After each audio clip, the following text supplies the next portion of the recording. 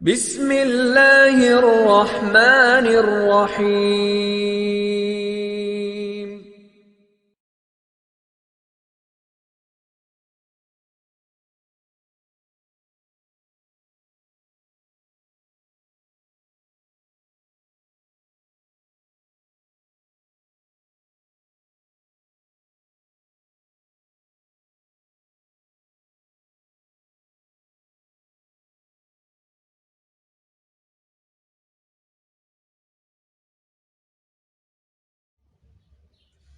بسم اللہ الرحمن الرحیم۔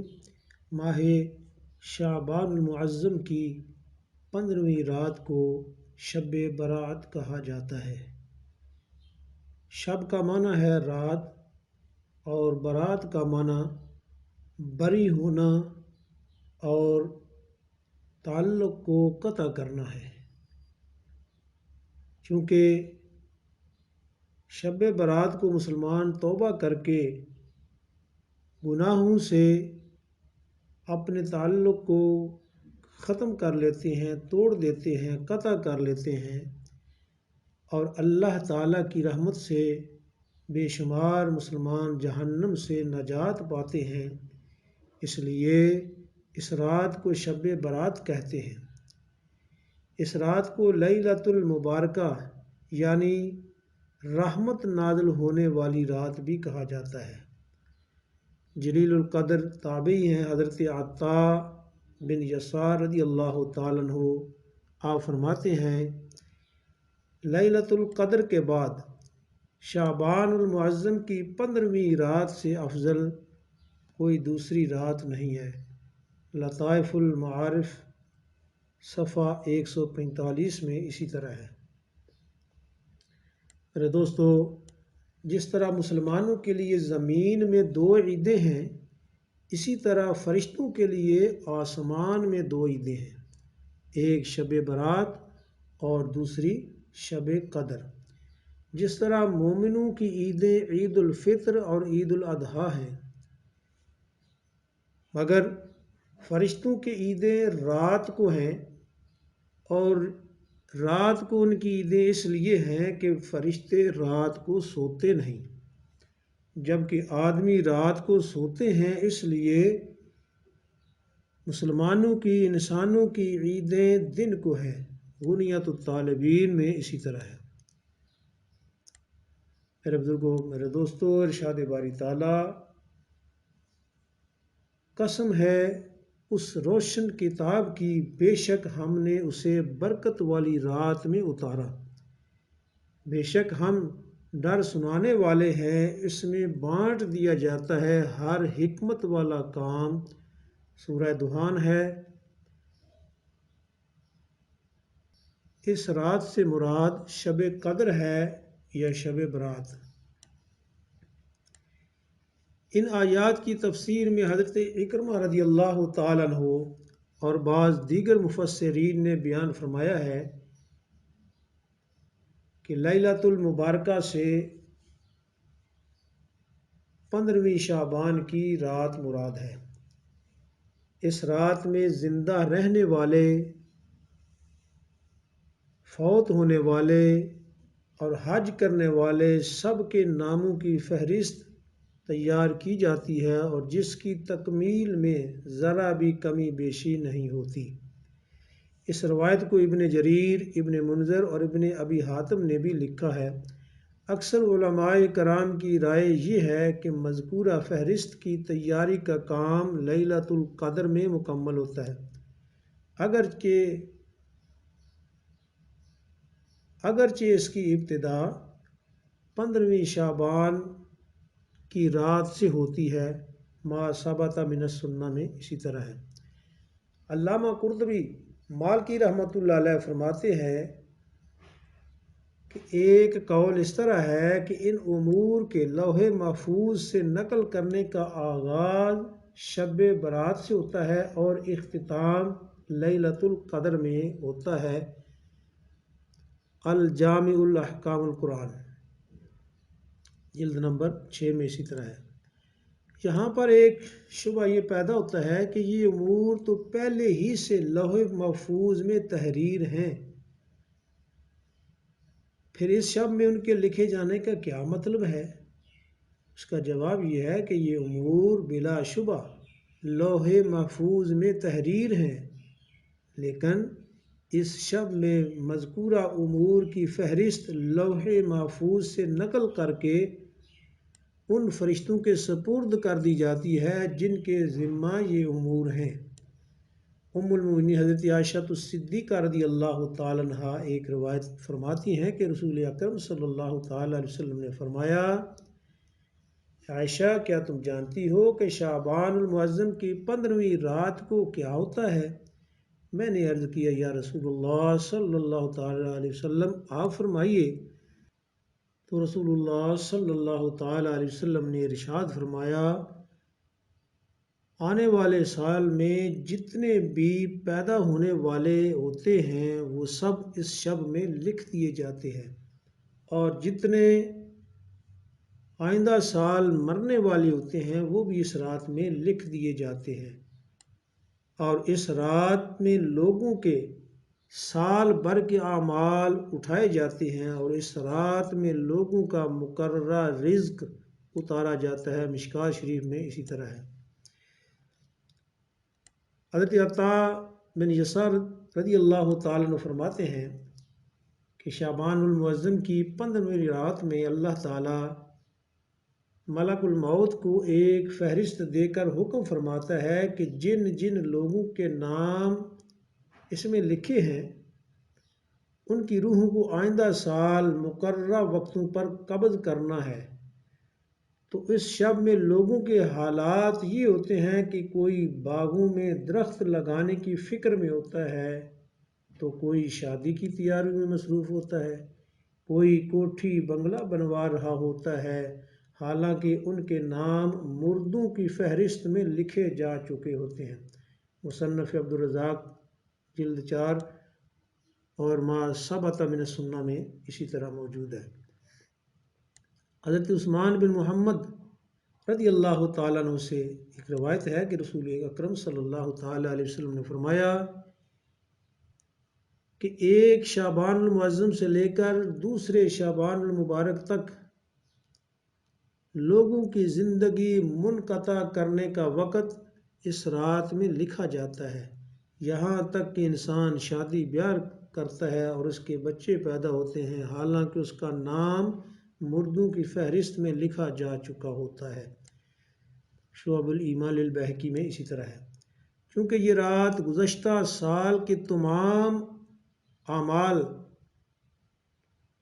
بارگاہ الہ میں پیش ہونے اور آئندہ سال ملنے والی زندگی اور رزق وغیرہ کے حساب کتاب کی رات ہے، اس لیے اس رات میں عبادت الہی میں مشغول رہنا رب کریم کی رحمتوں کے مستحق ہونے کا باعث ہے، اور سرکار دو عالم صلی اللہ تعالیٰ علیہ وسلم کی یہی تعلیم ہے۔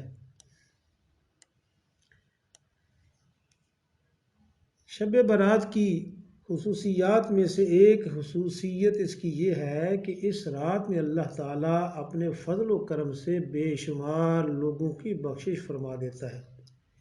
اس حوالے سے چند احادیث مبارکہ سماعت فرمائیں۔ ام المؤمنین حضرت عائشہ صدیقہ رضی اللہ تعالیٰ عنہا آپ فرماتی ہیں کہ ایک رات میں نے حضور نبی پاک صلی اللہ تعالیٰ علیہ وسلم کو اپنے پاس نہ پایا تو میں آپ کی تلاش میں نکلی۔ میں نے دیکھا کہ آپ صلی اللہ تعالیٰ علیہ وسلم جنت البقیع میں تشریف فرما ہے۔ تو رسول اکرم صلی اللہ تعالیٰ علیہ وسلم نے فرمایا، کیا تمہیں یہ اندیشہ ہے کہ اللہ تعالیٰ اور اس کا رسول تمہارے ساتھ ناانصافی کریں گے؟ میں نے عرض کی، یا رسول اللہ صلی اللہ تعالیٰ علیہ وسلم، مجھے یہ خیال ہوا کہ شاید آپ کسی دوسری اہلیہ کے پاس تشریف لے گئے ہیں۔ تو پیارے آقا صلی اللہ تعالیٰ علیہ وسلم نے فرمایا، بے شک اللہ تعالیٰ شعبان المعظم کی 15ویں شب کو آسمان دنیا پر اپنی شان کے لائق جلوہ افروز ہوتا ہے، اور قبیلہ بنو کلب کی بکریوں کے بالوں سے بھی زیادہ لوگوں کی مغفرت فرماتا ہے۔ سنن ترمذی، مشکوٰۃ شریف، ابن ماجہ میں یہ حدیث مبارکہ موجود ہے، مصنف ابن ابی شیبہ میں بھی ہے۔ شارحین حدیث فرماتے ہیں کہ یہ حدیث پاک اتنی زیادہ اسناد سے مروی ہے کہ درجہ صحت کو پہنچ چکی ہے، یعنی یہ حدیث مبارکہ صحیح ہے۔ حضرت ابوبکر صدیق رضی اللہ تعالی عنہ سے روایت ہے کہ کریم آقا صلی اللہ تعالی علیہ وسلم نے فرمایا، شعبان المعظم کی 15ویں رات میں اللہ تعالیٰ آسمان دنیا پر اپنی شان کے لائق جلوہ گر ہوتا ہے اور اس شب میں ہر کسی کی مغفرت فرما دیتا ہے سوائے مشرک اور بغض رکھنے والے کے۔ شعب الایمان للبیہقی میں اسی طرح ہے۔ حضرت ابو موسیٰ اشعری رضی اللہ تعالیٰ عنہ سے مروی ہے کہ نبی پاک صلی اللہ تعالیٰ علیہ وسلم کا ارشاد ہے کہ اللہ تعالیٰ شعبان المعظم کی 15ویں شب میں اپنے رحم و کرم سے تمام مخلوق کو بخش دیتا ہے سوائے مشرک اور کینہ رکھنے والے کے۔ ابن ماجہ اور مشکات میں اسی طرح ہے۔ حضرت ابو ہریرہ رضی اللہ تعالیٰ عنہ، حضرت معاذ بن جبل اور حضرت ابو ثعلبہ اور حضرت عوف بن مالک رضی اللہ تعالیٰ عنہ سے بھی ایسا ہی مضمون مروی ہے۔ مجمع الزواد میں ایسا ہی ہے۔ حضرت عبداللہ بن عمر بن عاص رضی اللہ تعالیٰ عنہ سے روایت ہے کہ نبی پاک صلی اللہ تعالیٰ علیہ وسلم نے فرمایا، شعبان المعظم کی 15ویں رات میں اللہ تعالیٰ اپنی رحمت سے 2 آدمیوں کے سوا سب مسلمانوں کی مغفرت فرما دیتا ہے، ایک کینہ پرور اور دوسرا کسی کو ناحق قتل کرنے والا۔ مشکات شریف میں اسی طرح ہے۔ امام بیہقی نے شعب الایمان میں حضرت ام المؤمنین حضرت عائشہ صدیقہ رضی اللہ تعالیٰ عنہ کی ایک طویل روایت بیان فرمائی ہے جس میں مغفرت سے محروم رہنے والوں میں ان لوگوں کا بھی ذکر ہے، رشتے ناطے توڑنے والا، بطور تکبر، آزار یعنی تہہ بند شلوار، ٹخنوں سے نیچے رکھنے والا، ماں باپ کا نافرمان، شراب نوشی کرنے والا۔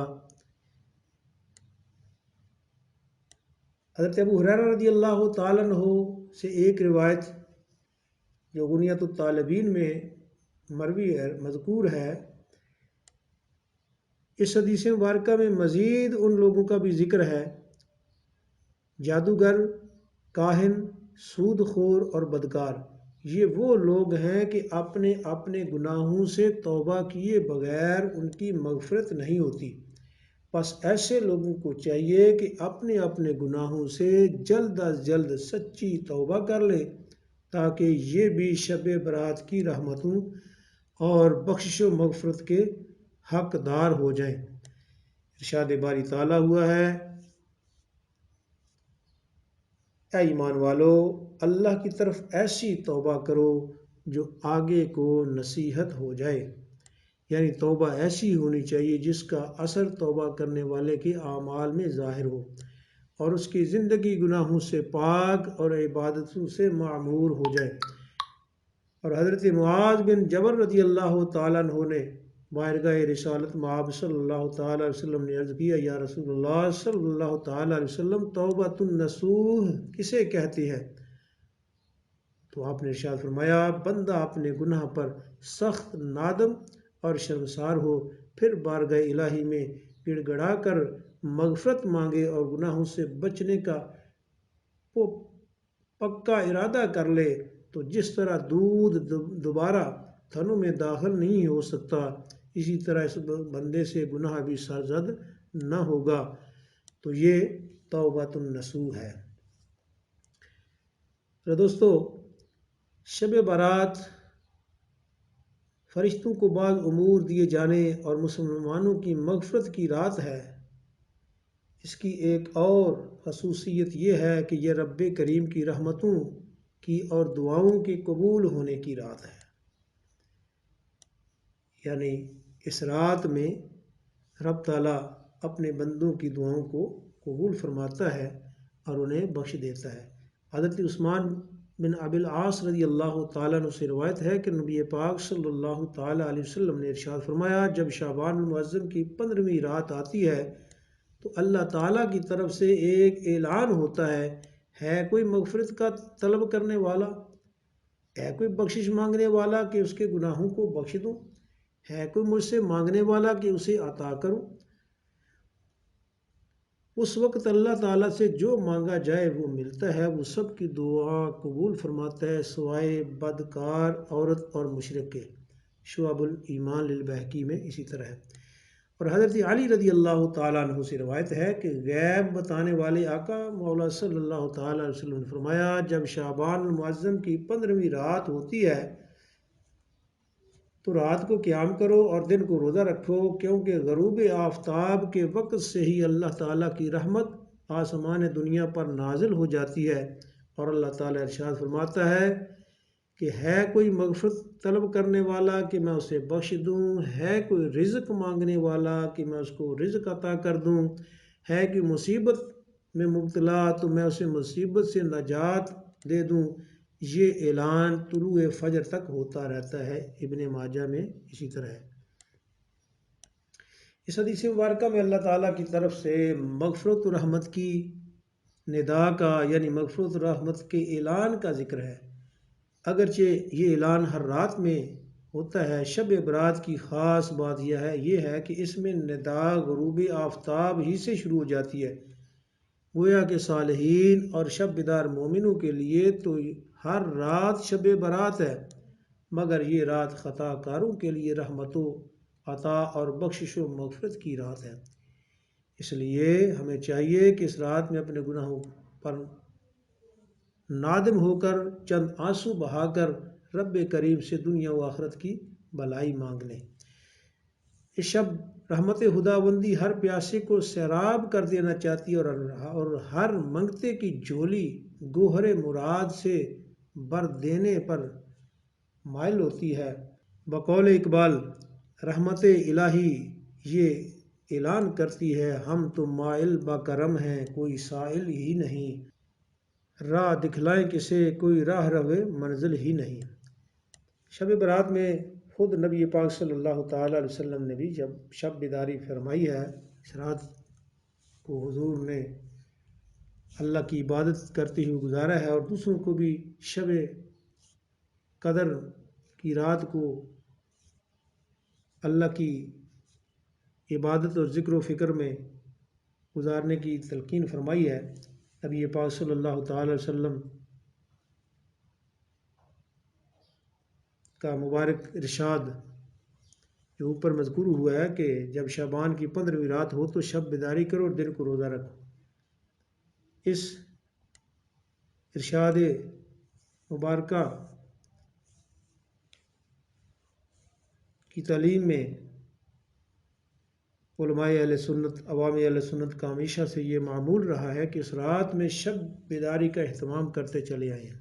شیخ محقق شاہ عبدالحق محدث دہلوی رحمۃ اللہ علیہ فرماتے ہیں کہ تابعین میں سے جلیل القدر حضرات مثلا حضرت خالد بن معدان، حضرت مکحول، حضرت لقمان بن عامر اور حضرت اسحاق بن راہویہ رضی اللہ تعالیٰ عنہم مسجد میں جمع ہو کر شعبان المعظم کی 15ویں شب میں شب بیداری کرتے تھے اور رات بھر مسجد میں عبادات میں مصروف رہتے تھے۔ اور علامہ ابن الحاج مالکی رحمۃ اللہ علیہ شب قدر کے متعلق لکھتے ہیں کہ کوئی شک نہیں کہ یہ رات بڑی بابرکت اور اللہ تعالیٰ کے نزدیک بڑی عظمت والی ہے۔ ہماری اسلاف رضی اللہ عنہم اس کی بہت تعظیم کرتے اور اس کے آنے سے قبل اس کے لیے تیاری کرتے تھے۔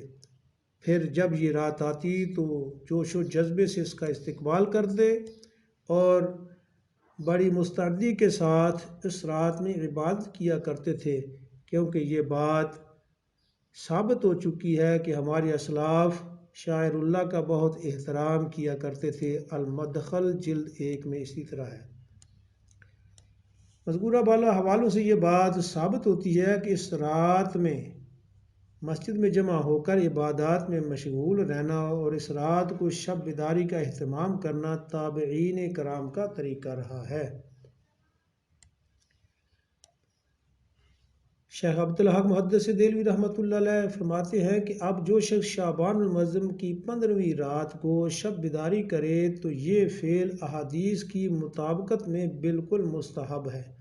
رسول اللہ صلی اللہ تعالی علیہ وسلم کا یہ عمل بھی حدیث سے ثابت ہے کہ شب برات میں آپ مسلمانوں کے لیے دعائے مغفرت کرنے کے لیے جنت البقیع کے قبرستان میں تشریف لے جایا کرتے تھے۔ ما ثبت بالسنہ میں اسی طرح ہمارے کریم آقا صلی اللہ تعالی علیہ وسلم زیارت قبور کی ایک بڑی حکمت یہ بیان فرماتے ہیں کہ اس سے موت یاد آتی ہے اور آخرت کی فکر پیدا ہوتی ہے۔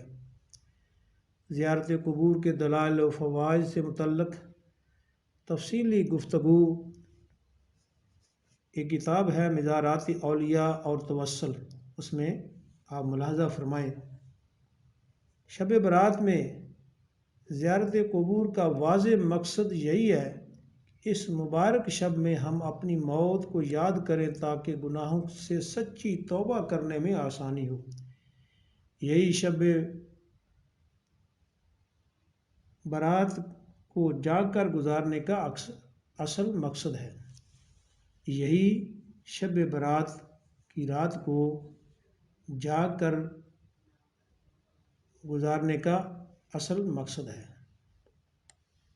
اس سلسلے میں حضرت حسن بصری رضی اللہ تعالیٰ عنہ کا ایک ایمان افروز واقعہ بھی ملاحظہ فرمائیں کہ جب آپ شب برات میں گھر سے باہر تشریف لاتے تو آپ کا چہرہ یوں دکھائی دیتا جس طرح کسی کو قبر میں دفن کرنے کے بعد نکالا گیا ہے۔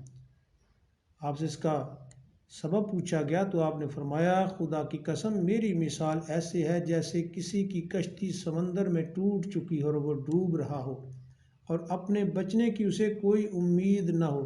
پوچھا گیا، آپ کی ایسی حالت کیوں ہوتی ہے؟ فرمایا، میرے گناہ یقینی ہیں لیکن میری نیکیوں کے متعلق میں نہیں جانتا کہ وہ مجھ سے قبول کر لی جائیں گی یا پھر رد کر دی جائیں گی۔ بنیۃ الطالبین میں اسی طرح ہے۔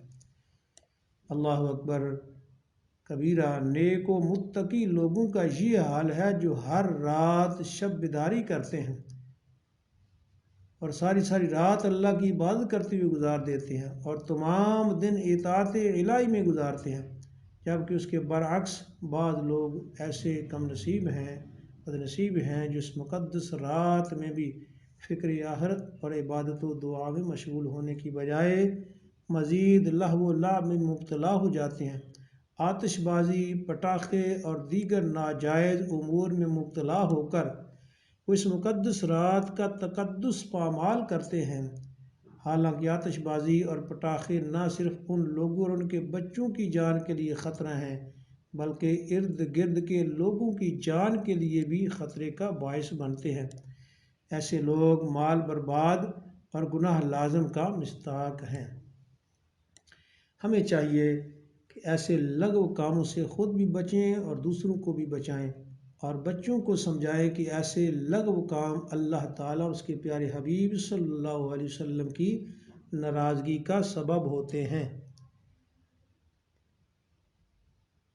مجدد برحق اعلیٰ حضرت امام احمد رضا خان محدث بریلوی رحمۃ اللہ علیہ فرماتے ہیں کہ آتش بازی جس طرح شادیوں اور شب برات میں رائج ہے بے شک حرام اور پورا جرم ہے کہ اس میں مال کا ضیاع ہے۔ قرآن مجید میں ایسے لوگوں کو شیطان کے بھائی فرمایا گیا ہے، چنانچہ رب تعالیٰ کا ارشاد ہے، اور فضول نہ اڑا، بے شک مال اڑانے والے شیطانوں کے بھائی ہیں۔ سورہ بنی اسرائیل میں یہ آیت مبارکہ ہے۔